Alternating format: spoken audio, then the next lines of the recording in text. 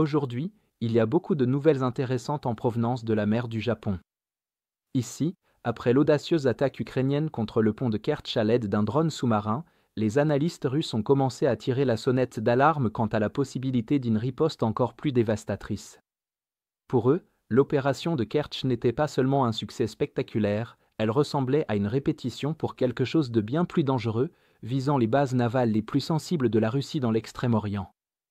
À la lumière de l'opération Spiderweb, couronnée de succès et démontrant la capacité de l'Ukraine à frapper en plein cœur du territoire russe par des moyens conventionnels et non conventionnels, le service de sécurité ukrainien a mené une autre attaque stupéfiante.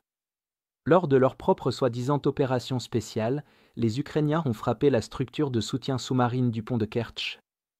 L'explosion, estimée à 1100 kg, a détonné à environ 10 mètres de profondeur, rendant les dégâts plus difficiles à évaluer et à réparer. Fait notable, l'Ukraine a annoncé l'attaque en diffusant des images prises par une caméra de sécurité russe, montrant à quel point les services de renseignement ukrainiens sont profondément infiltrés dans les réseaux russes. Pour mener cette attaque, les Ukrainiens ont utilisé une nouvelle variante de drone naval sous-marin, le Toloka 1000 ou le Toloka 4Sense. Ces nouveaux drones sous-marins, des versions améliorées du Toloka 150, peuvent transporter entre une demi-tonne et 5 tonnes d'explosifs sur une distance respective de 1000 à 2000 km. Les drones peuvent opérer jusqu'à une profondeur de 40 mètres. Leur conception compacte et leur système de propulsion silencieux les rendent idéaux pour des missions de sabotage clandestines contre des infrastructures navales et logistiques russes de grande valeur.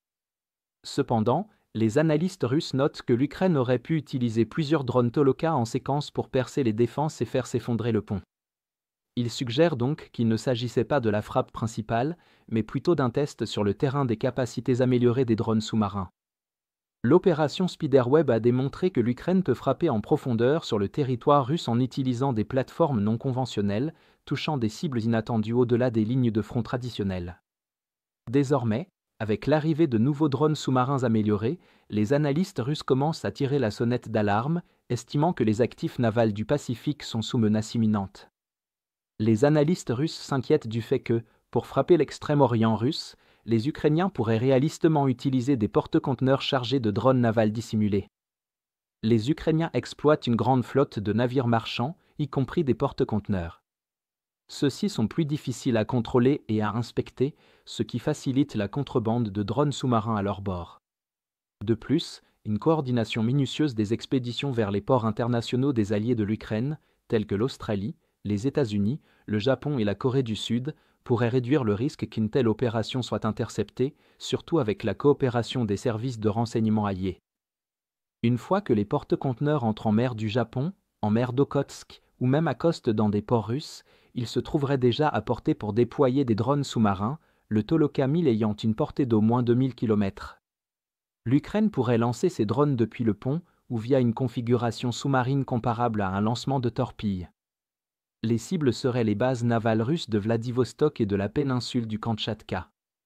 La base de Vladivostok abrite la flotte de surface du Pacifique russe, avec plusieurs destroyers, corvettes et le navire amiral de la flotte du Pacifique russe, le croiseur Variag. La base du Kamtchatka accueille les sous-marins nucléaires russes, qui sont porteurs de missiles balistiques et de croisières à capacité nucléaire et est considérée comme l'une des installations les plus sécurisées de Russie.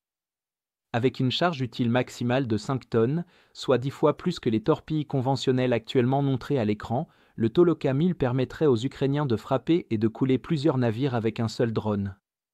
De telles frappes n'auraient pas d'impact militaire direct pour l'Ukraine, mais elles porteraient la guerre sur le territoire russe d'une manière jamais vue auparavant. De plus, cela minerait la capacité de la Russie à se défendre dans un sens plus large, érodant encore davantage la triade nucléaire russe, après avoir déjà perdu plus d'un tiers de sa flotte de bombardiers stratégiques. Une telle opération amplifierait de façon exponentielle la pression sur la Russie pour qu'elle cherche un règlement de paix négocié réaliste, comme l'a déjà noté la délégation ukrainienne à Istanbul, qui a observé qu'après le lancement de l'opération Spiderweb, leurs homologues russes étaient bien moins hostiles qu'auparavant. Dans l'ensemble, la frappe de l'Ukraine contre le pont de Kertch s'inscrit dans une campagne plus large et coordonnée, apparemment sans limitation de portée. Cela marque le début d'une nouvelle phase dans la guerre sous-marine à longue distance. Avec des drones Toloka améliorés désormais capables d'atteindre plus de 2000 km, les analystes russes s'inquiètent ouvertement qu'il ne s'agissait que d'un essai et que les véritables cibles de l'Ukraine se trouvent dans le Pacifique, où les sous-marins nucléaires et les navires de guerre russes sont vulnérables dans un faux sentiment de sécurité.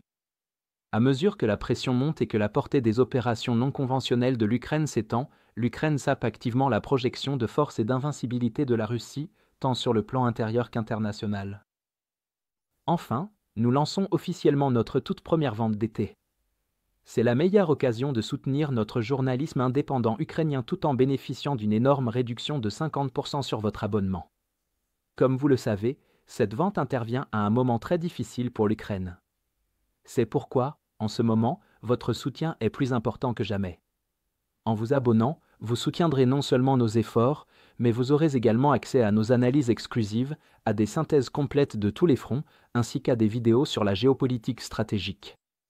Si vous souhaitiez nous soutenir mais n'en aviez jamais eu l'occasion, c'est le moment idéal pour faire la différence. Alors, consultez le lien dans la description pour rejoindre notre cause et devenir un membre exclusif de notre communauté. J'apprécie sincèrement toutes les personnes qui ont décidé de nous rejoindre, votre soutien compte énormément pour nous.